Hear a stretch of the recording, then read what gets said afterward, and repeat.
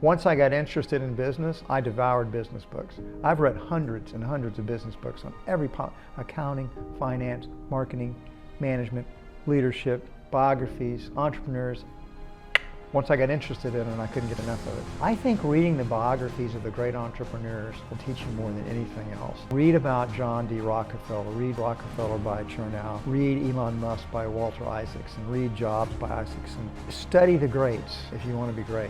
What's your advice to everyone out there who doesn't want to clean the bathroom floor or wait tables at Chi-Chi's like I did or bag groceries in high school like I did? Any job that's serving other people is a worthwhile job. They're not menial shit jobs. These are important jobs that need to be done. They're not beneath you. I never felt like washing dishes or being a busboy or working for Astroworld, Six Flags Astroworld, that was menial. I thought I was serving people. I was helping people. That work was essential. It was valuable.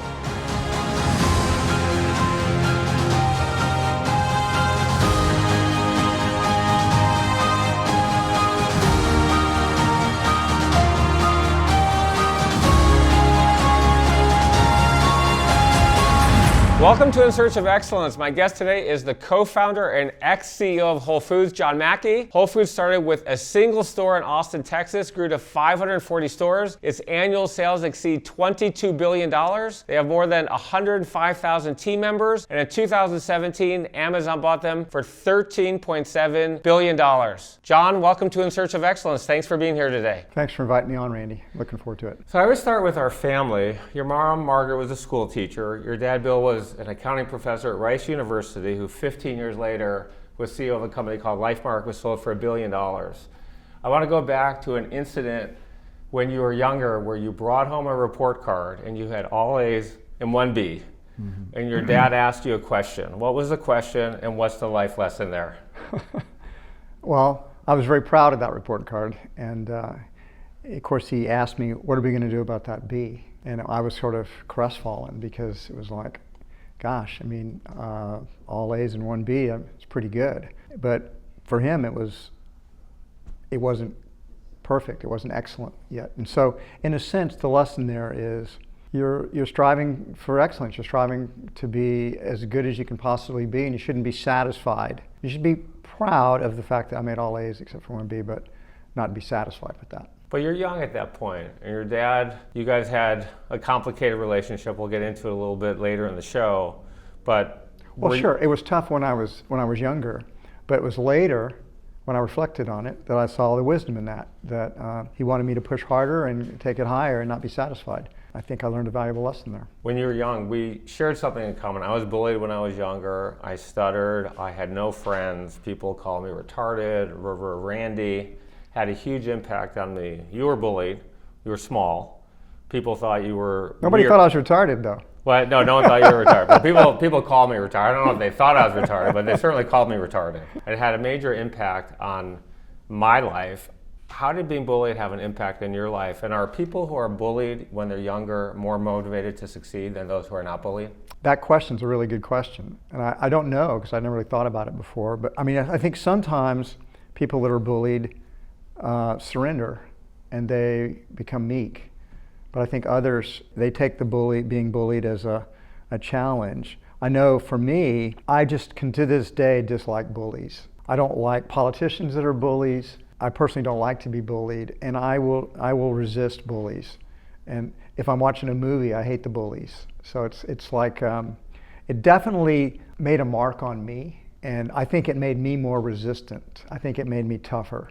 But I think people make different choices to the things that happen to them in their lives. It definitely made me more motivated, not to prove everybody wrong, but when kids make fun of you, it's brutal, right? You're insecure, you go home. I went home crying every day. Don't most kids get made fun of, though? I mean, it's not unusual. They look for some flaw in everybody. I mean, I just think kids can be really cruel, and I think they they gang up and they Lord of the Flies type of thing. If you think children are perfectly innocent, but you might say the human nature of can be, the shadow side of humanity comes out in children too. It's not just adults. I think we all get a taste of it. Even the ones that are the bullies get bullied to a certain extent, maybe by their older siblings. There's some crazy statistic that some high number, very high number percentage of mass shooters were bullied when they were younger. God, is that right, really? And they're taking their revenge. I guess that, that makes kind of psychological sense. I'm happy to say that I didn't go in that direction. Yeah. So we're going to talk about a lot of life-changing moments in your life and in my life as we go through the show today. I want to go to high school, to your senior year. I don't want to go back to high school. I hated high school. Well, let's go back to high school for a minute. To your senior year, you were cut from your school basketball team. Your parents were very, very supportive. Tell us what happened and what your parents did and how that impacted your future. Yeah, that's such a good question. You've done your homework well. The coach of this particular high school did not like me for a variety of reasons. By the way, not to cut you off, you've never named the name of the coach. Are you going to? The name of that coach was Coach Coleman. I thanked him later at a high school reunion because what he did actually changed my life in a positive direction, which we'll get into. So I got cut from that team, and I thought it was really fair. I was the leading scorer on the junior varsity team, and I thought I was a good basketball player. I just thought he really didn't like me because I was a little bit of a smartass. And he wanted his athletes to be like Fellowship of Christian Athletes, student council. He wanted them to be these, paragons of virtue. And I was a little bit of a smartass, a little bit of a troublemaker, but a pretty good basketball player. And he cut me, and I was like shocked because I thought I was as good as the players that were just ahead of me in the varsity, and I thought I could challenge them for their starting positions, and if not, I'd be like a sixth man. So it was shocking to me that it happened. I think a lot of my other friends that were cut, it really sapped their confidence. But what I did, that the district made a rule change that year that you could actually transfer to another school and you wouldn't have to sit out a year. That's what it used to be in Texas. If you transferred to another school, you were ineligible to play varsity, so they wouldn't have these kids being bribed to go to another school. So they changed that ruling, and so my parents, they temporarily moved to another school, another home that put me in another school. And I played basketball at that other school, and we did great. We were 25-13. I was a starting point guard, averaged 12 points a game, led the team in assists. And the reason that was such a life-changing event for me is that in reflection later, it's like I realized, you know what? If you don't like the hand that's dealt to you, change it. Do something about it. You can make different choices. You don't have to be, so to speak, a victim. I could have just moped how unfair life is. Instead, and real kudos to my parents for willing to help support me in temporarily moving so I could be eligible to play basketball. I think that really gave me more self-confidence. And when I got into situations later in life that were tough and I had setbacks, it was like, all right, well, that's not going to knock me out. We're going to make a different choice and go a different direction. Innovate our way out of it, so to speak. I hope you're enjoying this video so far, but before we jump back in, I want to know if you've ever thought about what you need to do to reach the next level of success in your life. Over the last 25 years, I've been an advisor to more than 50 companies. I've invested nearly 100, including Google, Lyft, and Seagate, and I also co-founded a company that today is worth more than $15 billion. I've been incredibly blessed in my journey, and at this stage in my life, I want to give back. I want to share the lessons I've learned so you can reach incredible success way faster than I did. In my own journey, I've learned that having the right mentor is a massive advantage to achieving our goals. I'm hugely passionate about mentoring others, and I'm looking for a few hungry entrepreneurs who are excited to take action on their journey to incredible future success. So if that's you, I've got an opportunity. In the description of this video, there's a link where you can apply to work with me. All you need to do is answer a few simple questions, and if you're a good fit, my team will reach out so we can build a game plan together. All right, now let's get back to the video. The goal of the show is to inspire, motivate people to reach their potential. And there are so many people out there watching today and in the world, hundreds of millions of people who do accept the hand that they're dealt. They don't have the tools that you have or that I have, or I don't know if it's a gift, we're born motivated, but what's your advice to everybody out there who is sitting there and thinking, woe is me, there's nothing I can do? What 3 pieces of advice do you have for them to change your life? Well, the first one is, the thing that limits most people's potential is fear. People are afraid of many things. One, they're afraid of failure, and their self-esteem couldn't handle a failure. But life is always going to have setbacks. You're going to have some failures. But failures are an opportunity to learn. It's an opportunity to choose again and make a different choice. I've always felt like, as an entrepreneur, that my failures were my best teachers. So you only fail if you quit. If you're resilient and you pick yourself back up and learn and move forward. But people are also afraid of people poking fun of them, people bullying them, people laughing at them. Some people are actually even afraid of success because they have that imposter syndrome. They're not worthy of it, so they don't feel like they deserve it. And they're always expecting to fail any minute because they're not really worthy of it. You can make different choices. And so if I'm trying to motivate people, I'm going to say, look, here's the reality. Life is, particularly, I'm 72 years old now. And as older I get, the faster time goes. Life is so much shorter than people realize. There's no point to play it too safe in life. Because why? At the end of the day, we're all going to die. Nobody's getting out of here alive. And so why not go for it? Why not go for the things you care most about, that you're passionate about? And that requires to have the courage. You know, I think we're called to a hero's journey. Answer the call. Don't hide away, trying to play safe, because it's not going to work anyway. Yeah. You could spend your whole life in your house trying to be safe. The Grim Reaper is eventually going to kick the door in and drag you out, whether you like it or not. Have the courage to answer your own inner call for the hero's journey, because I think everybody does get that call. It's a risky path. There are going to be setbacks, but it's an adventure. And once you launch on that adventure, it's a lot of fun. It's a lot of fun. You're going to meet interesting people.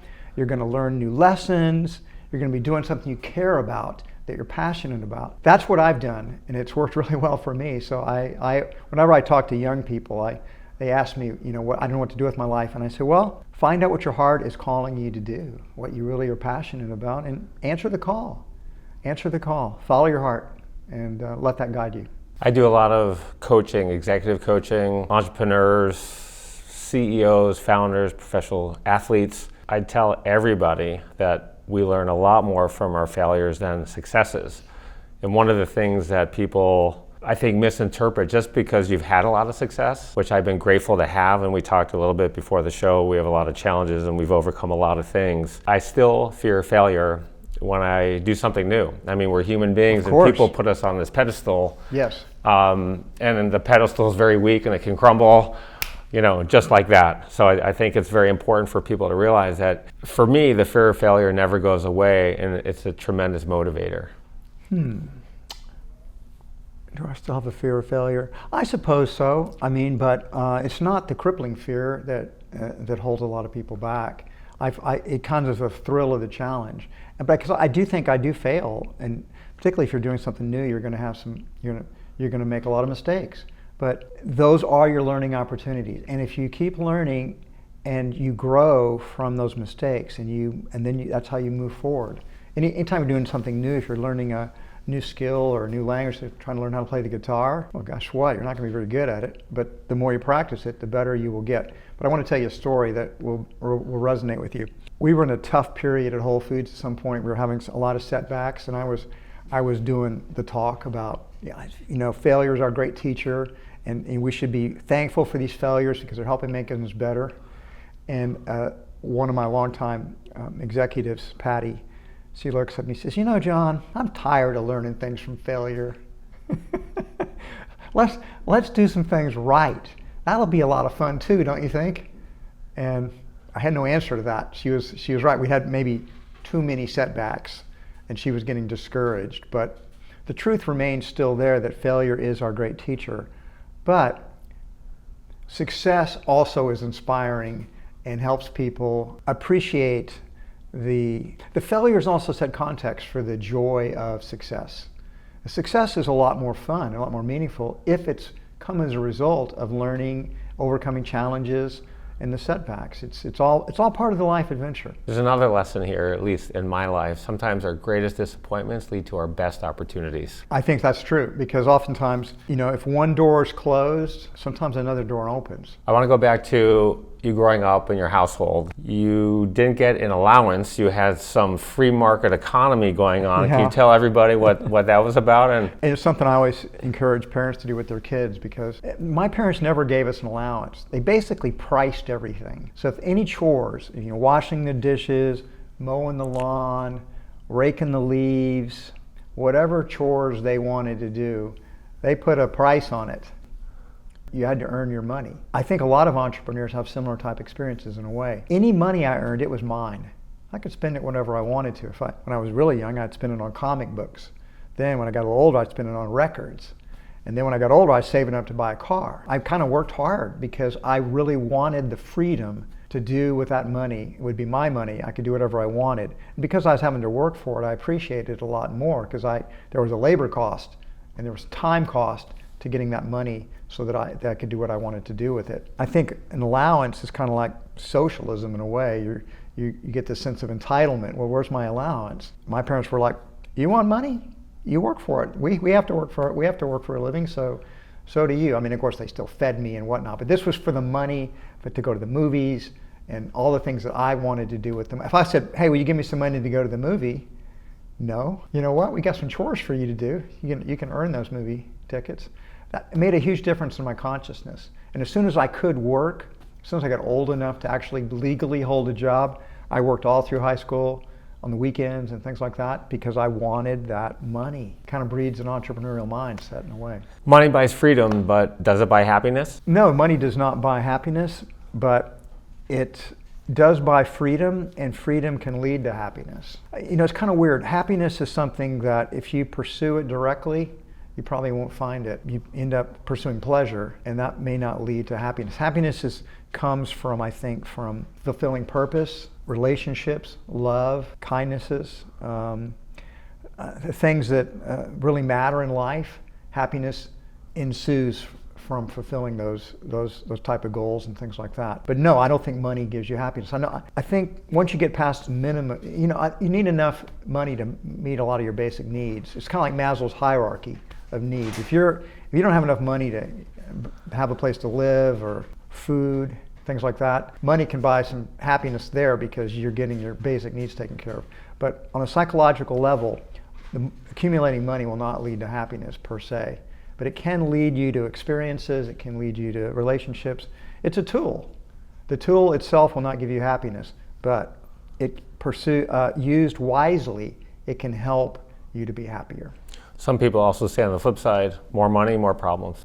If you feel that way, then you can always give your money away. Funny when you point that out, they don't tend to do that. Let's go to some of the jobs that you had. I mean, you mentioned money equals freedom. You worked at Six Flags. You were a dishwasher, a busboy. You had a lot of odd jobs. I think in today's life, I've seen this among my kids' friends. And again, my kids grew up in a wealthy community. I've done well. I'm grateful they're very humble kids, appreciative kids. I remind them all the time where I came from. But one thing I've noticed in today's world, and this is true of teenagers and especially young professionals who intern or they come in, they want mentorship, they don't want to do the shit work. What's your advice to everyone out there who doesn't want to clean the bathroom floor or wait tables at Chi-Chi's like I did or bag groceries in high school like I did to get all these menial jobs that made me who I am today? Well, those jobs are not beneath people. That is, I think that's not a good attitude. Any job that's serving other people is a worthwhile job. They're not menial shit jobs. These are important jobs that need to be done. They're not beneath you. And you take the jobs, sure, you'd like to get a better job, but learning discipline, learning a work ethic, learning how to work hard. I never felt like washing dishes or being a busboy or working for Astroworld, Six Flags Astroworld, that was menial. I thought I was serving people. I was helping people. That work was essential. It was valuable. So I think that attitude is a poisonous attitude. It also taught me that I needed to learn more skills. I want to get paid more money. I needed to learn things so I could get a better job. I always saw that as working at McDonald's. I never worked for McDonald's, but it's the point. So many people learn a good work ethic. You have to show up. You have to go. You have to be on time. You have to do what you're told to do, and you have to work hard. These are all incredibly important life habits that entry-level jobs will teach you. Those are skills that can serve you the rest of your life. And if you don't learn them, well, I think I read, I don't know for sure, but a lot of the younger generation seems to think that, well, that's why so many young people think socialism is a good alternative. It's somebody else is going to give you the things that you want with you having to work for them and earn them. But listen, the way a free market economy works is you get money by providing service to other people, by providing things other people want. The more you give to other people that they want, the more money you will make. And so it teaches you the discipline of you're not entitled to anything just because you're alive. You have to serve others. And working is a form of serving others. And that provides you money. It gives you the freedom and also maybe the motivation to work harder and move up a work hierarchy so you can make more money and serve in better ways. Just to follow up on that. Put those kids to work. Yeah. Just follow up on that. I mean, I get questions, what was the first step of creating a $14 billion well-known technology company? And what I respond is, it was digging ditches for the Weight Watchers World Headquarters building, coming home caked in mud. It was knocking on doors when I was 16, can I pull your weeds, coming home with sores under my fingers. It was stuffing envelopes in college for 3 cents each. It was knocking on every door in college selling t-shirts. That's what makes us who we are today. And without that, I know I wouldn't be anywhere near where I am in my career. I'm on the same page. Agree with you 100%. Let's talk about post-high school and college. And college is a big topic today, whether we need to go to college or not go to college. In today's world, the average student has $47,000 of student debt. It takes more than 20 years to pay it off. You went to Trinity College, transferred to UT. You were in and out of college for 6 years. You had 130 credits, only 120 to graduate. You didn't graduate because you only took classes that you liked. Right. What's your advice to people today? Should they go to college or not go to college? I don't think there's a blanket answer to that. I think those are individual choices. When I went to the university, that's what my mind opened up. Until then, I went to the university, I was taking all these required courses, and I had sort of that intellectual awakening. I think philosophy classes did that. It got me thinking about the big questions in life, the meaning of life. And I saw that there was a whole life of the mind. I'll tell you this story. I don't think the story's in my book, but I once signed up for 30 hours of classes. And I just took classes I was interested in. I signed up for 30 hours, and within about 3 weeks, I was down to 6 hours. I dropped 24 hours because I didn't like the classes. For a lot of reasons. So I got called in to the dean's office, and they were trying to understand. Mr. Mackey, first of all, you're not allowed to take 30 hours. You sign up for 30 hours, and you can't take 30 hours. That's against the rules. And I said, well, I knew I was going to drop some of these classes, so I wanted a choice. And he says, but you're down to 6 hours, and that we don't want you to take 6 hours because you're not on a path to graduate, and this was a different era. And I said, well, I'm only interested in these 2 classes, so that's all I'm taking. And then he made the most interesting argument. He says, John, if you're putting all your energy into these 2 classes, you have an unfair competitive advantage against the rest of the students who are having to take 15 to 18 hours. And I said, I don't understand. He says, well, you're going to be able to make A's in those classes because that's all you have to concentrate on. I said, so you're telling me, sir, that you don't want me to really focus that much on these 2 classes? You're saying I should have my interest diluted down. And he said, well, I'm not saying that. And I said, well, it seems like that's kind of what you're saying. He says, well, we just don't think you ought to be able to, where it's a competitive job market out there, and you're going to make A's in these classes because you're just focused on them, and other students, they may not be able to make A's because you're going to. I didn't make any sense. And I said, okay, I'll tell you what, I'll drop those 2 courses tomorrow, and I'll just audit them. Because I'm just here to learn. I used to go into the library all day long. I'd bring a lunch, and I just spend in the stacks. All these books. It was incredible, the university library, all these books and tomes, and I was really like a kid in a candy school. It was just so much information I was taking in. And school was enhancing that learning, but also like the dean and other people were inhibiting it. So I just really took control of my own education. And I audited a ton of classes too that I just liked. I remember professors, I'd be like a star student, and they says, John, I don't find you, I don't understand, you're actually not registered as this class. And I said, no, sir, I'm just interested in the subject. And he said, but you're doing really well, you should have signed up for this class, And I said, yeah, well, it doesn't matter, I'm still learning it. So I know that's a different approach to schooling, and you have to understand this was a different era. This was before the government started giving all this money to the universities, and universities weren't that expensive. I mean, it was incredible how little money it cost to go to college back as a baby boomer when I was going to school. It wasn't expensive at a private school like Trinity. It was even cheaper at a state school because A, professors weren't paid as much. You didn't have this big administrative staff. And so much of these student loans have been hyperinflation. When you look at the cost of living, the two things that have gone up the most in America are healthcare costs and education costs, because so much government money is being funneled into them, it just causes inflation to go up. Anyway, that's what I did, but it was, would other students do that? I don't know. I was young and I just wanted to know everything in the world, so I just studied everything I was interested in.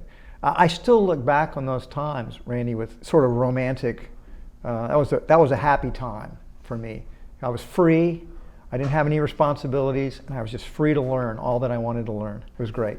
You created a $14 billion company and accredited some of that success. It got a lot bigger than that. You're way past 35 billion at the peak. And you're talking about market cap. Yeah, I'm talking about market cap. So you created a company worth $14 billion and credited a lot of that to not taking a business class, and it taught you a new way to think, unorthodox. But and my question is, one, I'd like to hear about that, and two, if you're an entrepreneur thinking about starting a business, are you better off not taking business classes versus business classes? No, I mean, I think that's, I've said things like that just to be provocative as much as anything. In my case, it's true, I didn't take any business classes and I didn't know anything. I don't think that there was an advantage to that. I didn't know how I was supposed to do things, which allowed me to innovate. But it also meant I reinvented the wheel and had to, and wasted a lot of time and energy on things that other people would know. I was very fortunate, though, that my father was a very good business person, and he mentored me. From age 24 to 40, I really never made any decisions that big decisions that I didn't check out with him, and I went along with him. I really trusted his judgment. It was at 40 that we had our break. He was my business education, that plus mistakes that I did learn from, I also started, once that reading ethic that I had in college, once I got interested in business, I devoured business books. I've read hundreds and hundreds of business books on every accounting, finance, marketing, management, leadership, biographies, entrepreneurs. Once I got interested in it, I couldn't get enough of it. Is that one of your biggest piece of advice to entrepreneurs out there, people want to grow their companies, to read every single book they can about whatever they're doing? You know what I would do now? I think the best teacher, having read a lot of those books, is not that you should know basics about marketing and finance and accounting. I think reading the biographies of the great entrepreneurs will teach you more than anything else. Read about John D. Rockefeller, read Rockefeller by Chernow, read Elon Musk by Walter Isaacson, read Jobs by Isaacson. There's so many great biographies of entrepreneurs. Read Michael Dell's autobiography. That's what I would tell people to do. Read those biographies. You will learn how these people thought and how they did and it's amazing how many of these guys are similar. And so many of the lessons they learned. Study the greats, and if you want to be great, study the greats. See what and they all started out in humble beginnings too. I mean, it's amazing. Someone like Rockefeller started out incredibly poor, but a very, very driven guy who was determined to be successful. Let's talk about Prana House. I want to take it into two parts. So first, let's just freeze it at pre-Renee, and I just want to talk about, so what was Prana House and how did that change your life forever? Prana House was in Boston. It's kind of a commune, but we called it a co-op. It was a communal living situation. It was a big Victorian house. We had 18 people living there, I think it was 10 women and 8 men, but people would come and go. Why that was a life changer for me. I moved in there when I was, I think, 22 or 23, still kind of at the very end of my college days. It was vegetarian, and I was not a vegetarian when I moved in there. And I moved in there primarily because I thought I was interested in all things counterculture at that time. I was very influenced by the counterculture, by hippies, by the music of that era. I thought they were cool, and I thought I'd meet interesting women in a vegetarian co-op. I moved in there, and the biggest thing that happened is I had what I call my food awakening. Before then, I just thought food was, you just ate what tasted good. You ate because your body needed fuel. It's like drive-through Jack in the Box. It's like you go to the Jack in the Box to get fueled up. Or McDonald's, just like you go to a gas station, put gas in the tank. I thought the body was like a machine. And what I learned at Prana House was actually no, our body consists of trillions and trillions of cells that compose us, and they don't need just fuel, they need nourishment. They need vitamins, they need minerals, they need nutrients of all kinds, phytonutrients. There are literally thousands and thousands and thousands of these nutritional elements that food consists of that nourish our bodies, that make us, that help us be healthy and vital, can keep us fit and help prevent cancer, help prevent obesity. And I didn't know that until I moved into there. So I had my food awakening. And then like everything else, once I awakened to something, it was like, I started reading about it. I like to read cookbooks for fun, I still do. It's like I like to cook. I became the food buyer for the co-op. I started, and I went to work for a small natural food store called Good Food Company. And I love this. I just, natural and organic foods could change the world. America's unhealthy. If people eat differently, we'd have different health outcomes. And our agricultural system, if we'd farm with regenerative agriculture, back then we'd just say organic, that could be very transformative. So I sort of drank that Kool-Aid and got super enthusiastic about it. I remember I was working at this small natural food store, Good Foods, and I was enjoying the heck out of it. I liked retail. In all my odd jobs, I'd never worked in a retail store. And these people would come in and shop, and they were like, I became friends with them. We were in the same diets, eating these new weird foods, and all these new foods that I never tried before. I didn't eat vegetables when I moved in there. I was a meat and junk food eater. All of a sudden, my palate evolved, and I started liking these super healthy foods. And then other people that I was friends with liked them. And then I was making friends with the people I worked with. It's like, wow, we're doing this together. We're a team. I played basketball when I was younger, so that the whole team thing really worked for me. And it's like, I love this. I want to do this. And I remember coming back to the co-op, and that's where then Renee comes in, is that she was my girlfriend. And I came in, and I remember looking her in the eye and grabbing her hands and saying, I am so excited about natural foods. Why don't we do our own store? And Renee got excited about it too. And I often wonder if she hadn't been, whether I would be sitting in this chair today. So let's talk about that for a second. I mean, when we start companies, we make sacrifices. We started a tech company. I slept on friends' couches in New York. I was not taking nonstop flights. I remember sleeping in a motel where the Miller Lite sign is flashing through the window. Tell us about the duplex that you guys rented and the Hobart dishwasher hose that you use in the old postal truck, and how you got going. Well, those are actually three different subjects in a way, but we started out still living at Prana House. But one of the things that happened was Prana House actually took a lot of time because you had a lot of co-op meetings, and there were a lot of chores that you'd have to do your share of the work, cooking, dishwashing. But once we got going with Saferway was an 80-hour, Renee and it was an 80-hour work week. So we needed to move out of Prana House. And so we moved into a duplex, and we were ordering bulk food, and we needed a place to store it. So we just brought it into the duplex, and our whole house was filled up with bags of whole wheat flour and brown rice and pinto beans, et cetera, et cetera. And then when we need something, we'd take it from the house and deliver it to the store. I worked fine for a little while until our landlord popped in unexpectedly, and he did not like what we were doing with this property. He said, you can't have a warehouse, and you can't put a warehouse in here. So he evicted us. We had to be out by the end of the week. We got a small real warehouse for the food.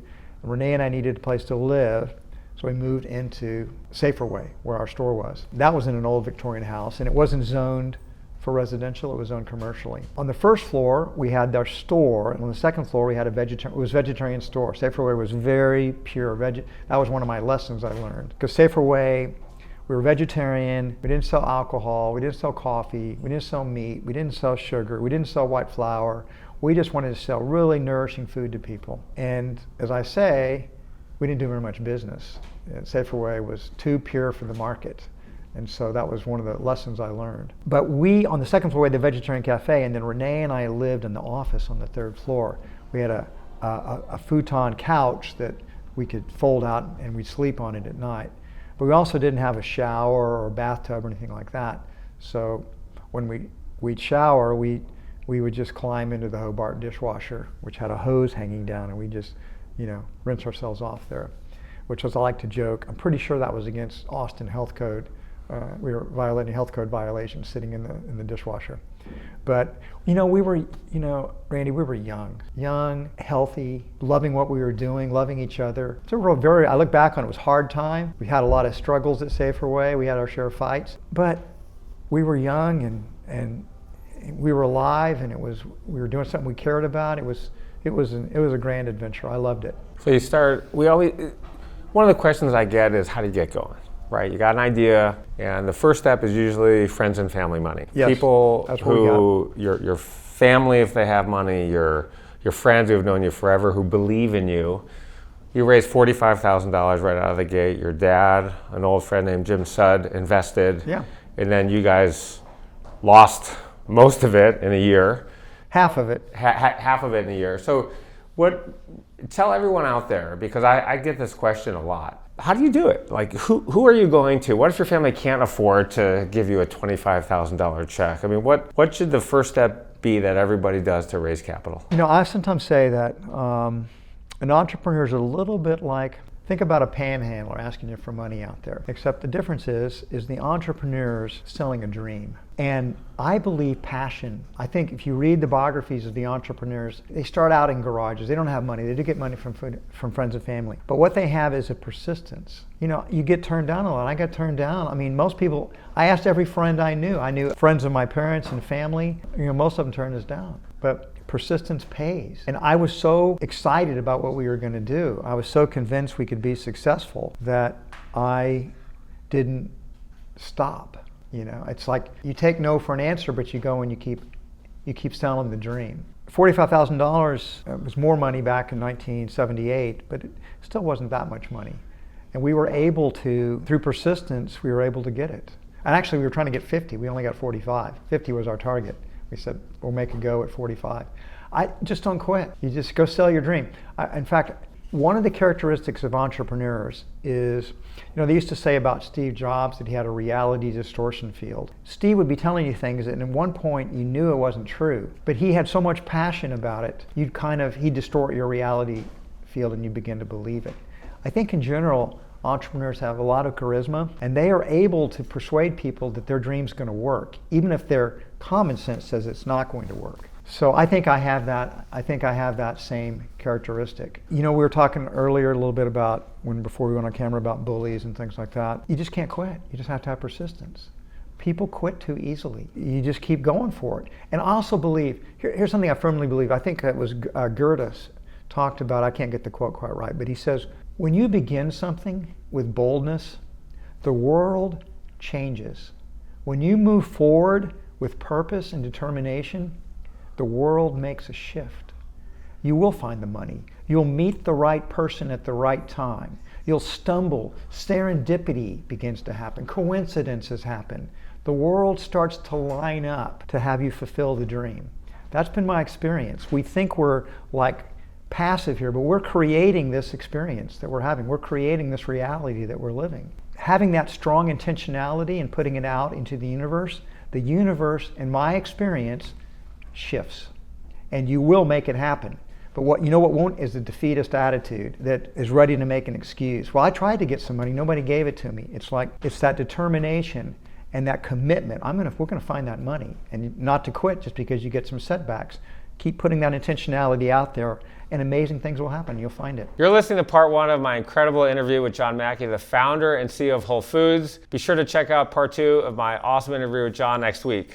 You mentioned something about Steve Jobs. By the way, they were the first investor in our technology company. I'll take it back. They were the Series C investor in our technology company when we didn't think. How many rounds did you do? We did 5 rounds. Series A was $2.25 million of friends and family, along with $6 million of VC money. You had some rich friends and family.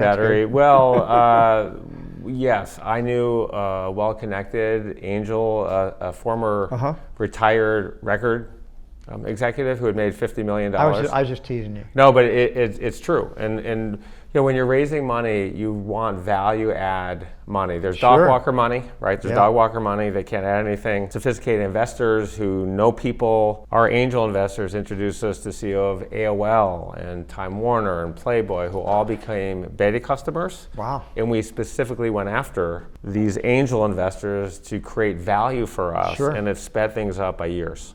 By years and years and years. Of course, because they also have their connections and they also can give good advice. One of the things that you mentioned that's never come up on the show before, I think is really important, by the way, is Steve Jobs would say things that weren't true, right? We see this in the technology world where the CEO or the sales guy is going out pitching things that haven't been built yet, right? They're pitching the promise. And I get this question as well all the time. At some point, how far out on the scale and extreme do you go by saying, okay, we can do X, Y, and Z, even if it's not developed yet, you know it's coming. In some cases, it may not be coming. Well, I don't think he should ever deliberately deceive people. I think that lacks integrity. I did not know Steve Jobs, but he strikes me as a guy that actually sincerely believed what he was saying, and I don't think he was just a con man. I think Steve really did believe what he was saying, and he was able to distort other people's perceptions, who would they think, well, that can't possibly happen. But Steve was so convincing. He was convinced himself. I don't think he was just a con man. I'm not suggesting people are con men. I think at the end of the day, people do get ahead of themselves and are not. I'm not talking about fraudulent CEOs. I'm talking about people who are excited in this product. This is coming. This feature is coming, but it may not be coming for 6 months, and it may never come. Well, Elon Musk seems to be guilty of that because he makes a lot of promises about Tesla in his day. He turns out to be right, but premature. In other words, it might take longer to deliver. He may be a little optimistic about time periods, but generally what he says ends up happening, but maybe 2 years later than when he said it was going to happen. We're going to get into what makes companies successful. I want to talk about marketing right now, and then we're going to come back to work ethic and some other qualities. Sure. You created a store called Saferway, hoping to invite a lawsuit. Well, which is not the best way to go about starting a company, especially given where that lawsuits today when you go to trial are over $1 million. That's more of a joke. We didn't think, we never got on Safeway's radar screen, and it's not sure that we were in a trademark violation anyway. Saferway was just funny. Saferway was just a funny name that we thought. It was a joke that maybe Safeway will come after us. That would be good publicity. Let's go to the first opening of Whole Foods store, and again, I want to take this in two different parts, right? We'll talk about the flood in a minute, but you opened your first store in Austin, Texas, 1980, Lamar Avenue. What was that like? I mean, you had this idea, you had a smaller store. I think you'd done a merger with Clark's grocery Natural store. Grocery, yep. Here you are, then you open your own first store. What was the feeling when you walked around and you were open for business and opened the doors the first day? Well, of course, we relocated Saferway.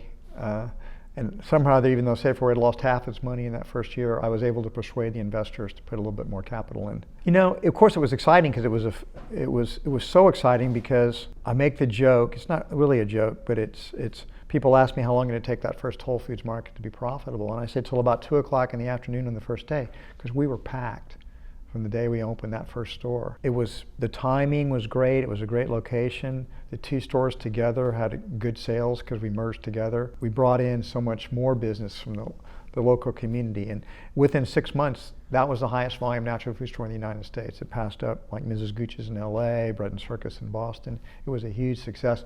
That was ecstatic. Randy, I've heard an entrepreneur describe it this way. It's been true for me. I think it's true for most entrepreneurs. There's two emotions that all entrepreneurs will feel more often than most people. One is utter terror. It's going to fail. It's not going to work. The market, it doesn't want what we're doing. And the other one is utter ecstasy. It works. It's going to work. We're going to make money. Thank God, all the investors are going to get paid off. And there's the ecstasy and there's the terror. And those emotions are both exaggerated, I think, in the entrepreneurial life. I got married to my wife, Madison. We got married in Cabo. Hurricane season ended.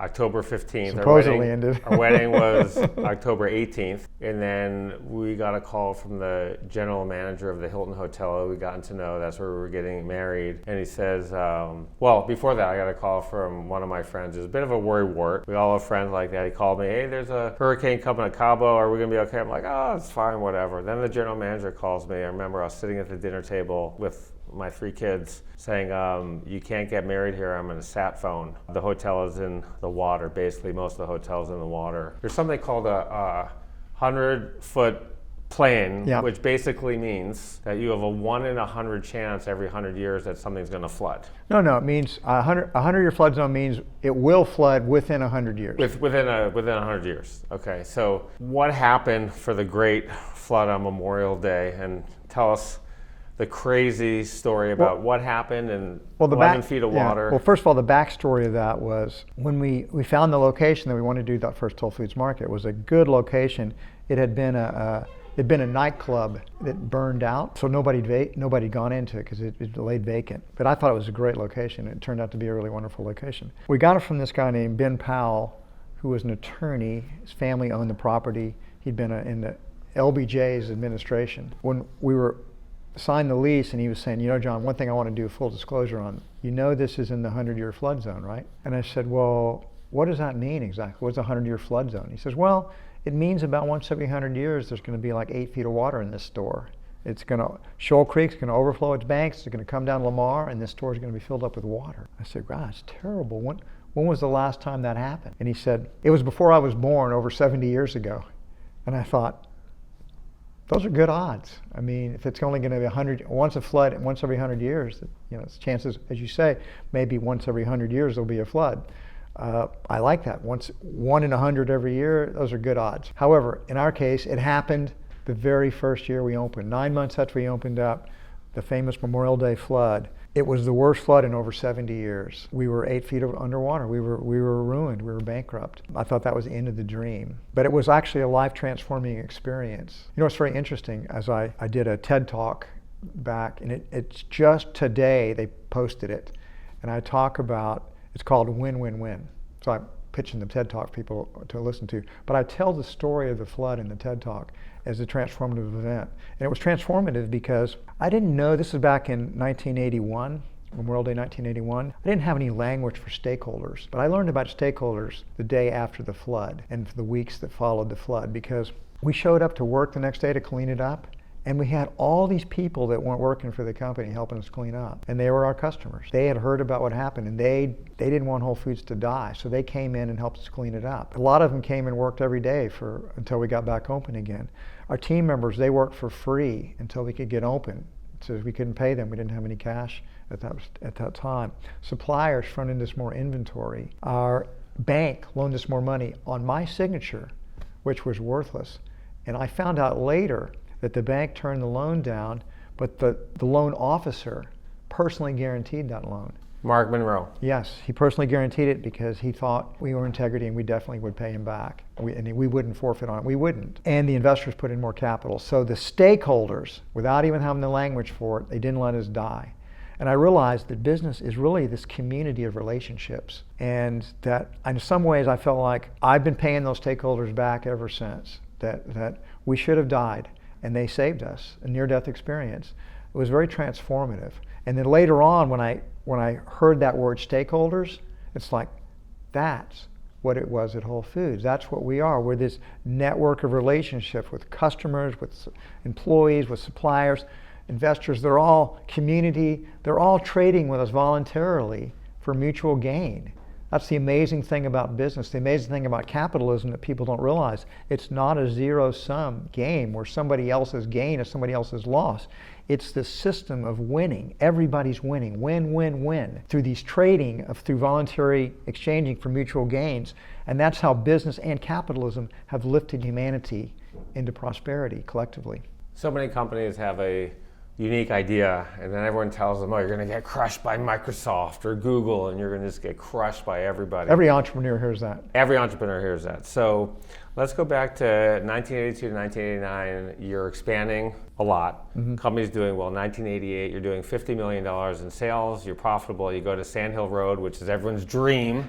You read about it, going to all these VC firms. And I remember when I went up there the first day, and of course I was not dressed appropriately. I was in a suit, and this is a lesson for everyone out there. Know where you're pitching, who you're pitching to. Do not wear a suit to Sand Hill Road when you're pitching VC firms. I was in a suit, and it seemed to be more appropriate back in 1988. You went to 12 firms, rejected by all except for 3. Right. What's your advice to people who are raising money from VC firms? How many no's should they get before they finally say, you know what, this isn't working? It's an interesting question. First of all, the world is very different today than it was in 1988. There are a lot more venture capitalists out there. They were all concentrated sort of in Silicon Valley or Sand Hill Road, and that was early in the days of Silicon Valley as well. But now, like, every city has got venture capitalists. I think Austin had 1 at that time. Now there's, I don't know, maybe 100 venture capital firms in Austin. It's a hotbed. I always caution, what I tell people about VCs, I came up with a metaphor for it. Venture capitalists are hitchhikers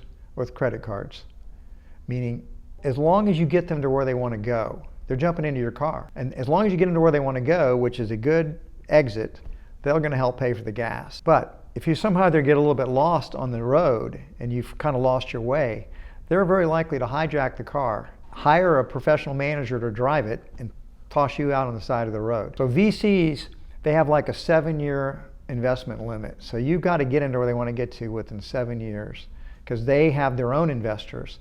And so they're under a lot of pressure. And they have kind of a blockbuster model now, which is if they want the 100x, they want that exponential payoff they can get with an NVIDIA or an Apple or a Google and Akamai. Yeah, they want those kind of payoffs. So what they try to do oftentimes is scale businesses quickly. And that said, they really want that exponential growth. So they try to scale quickly, they get burn rates. They say we're going to do a Series A, a Series B, a Series C. That's why I asked you how many rounds you went. And if it goes well, each round is a higher valuation.